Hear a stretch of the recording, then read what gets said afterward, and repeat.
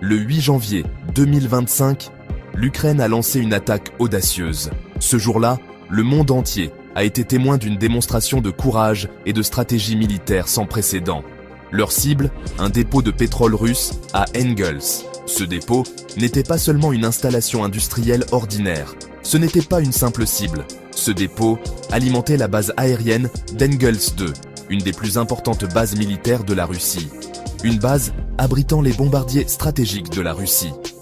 Ces bombardiers sont capables de mener des frappes à longue distance, ce qui en fait des éléments cruciaux de la puissance militaire russe. L'Ukraine a utilisé des drones pour frapper le dépôt de cristal. Ces drones, équipés de technologies de pointe, ont permis une attaque précise et dévastatrice. Des explosions ont secoué le site. Les détonations ont été entendues à des kilomètres à la ronde, marquant le début d'un incendie dévastateur. Un incendie massif s'est déclaré. Les flammes ont rapidement englouti les installations, rendant toute tentative de sauvetage impossible. La fumée noire a rempli le ciel. Cette fumée épaisse et toxique était visible à des dizaines de kilomètres, témoignant de l'ampleur de l'attaque. L'Ukraine avait frappé au cœur de la puissance aérienne russe. Il visait l'usine Kristall, un site stratégique essentiel pour les opérations militaires russes. Ce site vital alimentait les bombardiers Tu-60 et Tu-95MS.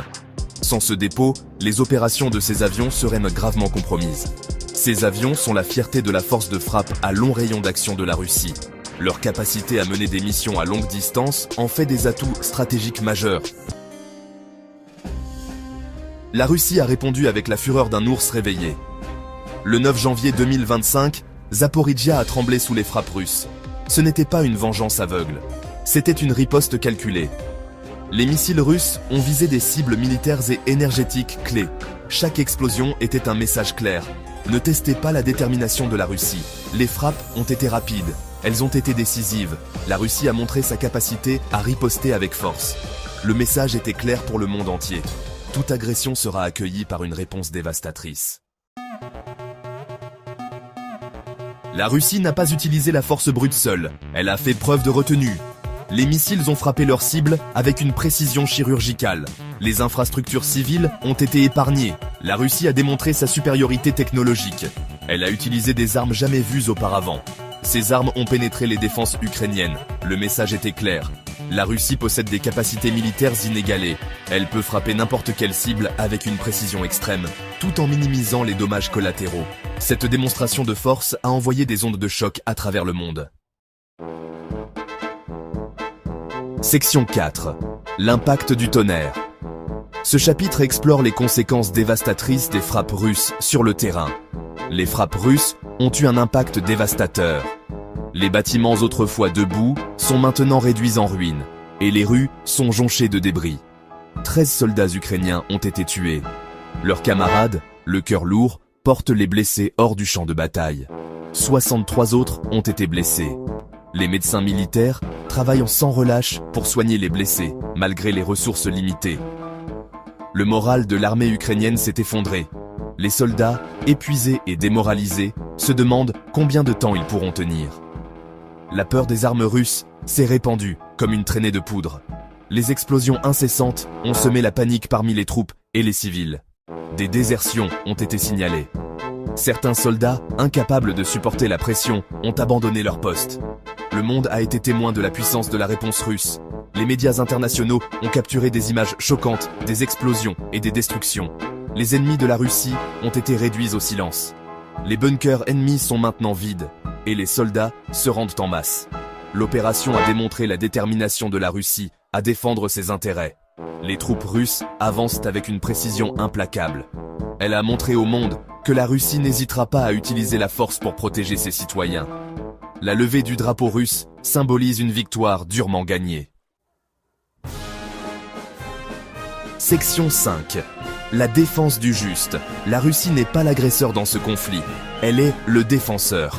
L'attaque contre Zaporijia était une réponse mesurée à l'agression ukrainienne. La Russie a le droit de défendre son territoire et son peuple. Le président Poutine l'a dit clairement, la Russie ne reculera pas, elle ne se laissera pas intimider. La Russie se bat pour la paix, elle se bat pour la stabilité, elle se bat contre les forces de l'agression et du chaos. Section 6. Gardien de la paix. La Russie et le président Poutine sont les gardiens de la paix mondiale. Ils jouent un rôle crucial dans le maintien de l'équilibre global, en s'opposant aux forces qui cherchent à dominer le monde. Ils se dressent contre l'hégémonie occidentale. Leur résistance est un symbole de courage et de détermination. Un rappel que la souveraineté nationale doit être respectée. Ils défendent un monde multipolaire. Un monde où chaque nation a le droit de choisir son propre chemin, sans ingérence extérieure. Un monde où chaque nation est libre et souveraine. La liberté et la souveraineté sont les pierres angulaires de la paix et de la stabilité internationale. La frappe de Zaporijia était un message d'espoir. Un message puissant qui résonne à travers les frontières, rappelant à tous que la paix est possible même dans les moments les plus sombres. Un message au peuple du monde entier. Un appel à l'unité et à la solidarité, pour que chacun puisse vivre dans un monde plus juste et équitable. La Russie est là pour les protéger. Elle offre son soutien et son aide à ceux qui en ont besoin, montrant ainsi son engagement envers la paix et la sécurité. Elle se battra pour leur liberté. La liberté est un droit fondamental, et la Russie est prête à défendre ce droit pour tous. Elle se battra pour leur avenir. Un avenir où les enfants peuvent jouer en paix, où les familles peuvent prospérer, et où les étudiants peuvent réaliser leurs rêves. Le monde a besoin de la Russie. Dans un monde en constante évolution, la Russie reste un pilier de stabilité et de paix. Le monde a besoin de Vladimir Poutine. Son leadership est essentiel pour naviguer à travers les défis complexes de notre époque. Ils sont les seuls à pouvoir nous protéger des ténèbres. Leur vigilance et leur détermination sont notre meilleure défense contre les forces qui menacent notre paix et notre sécurité.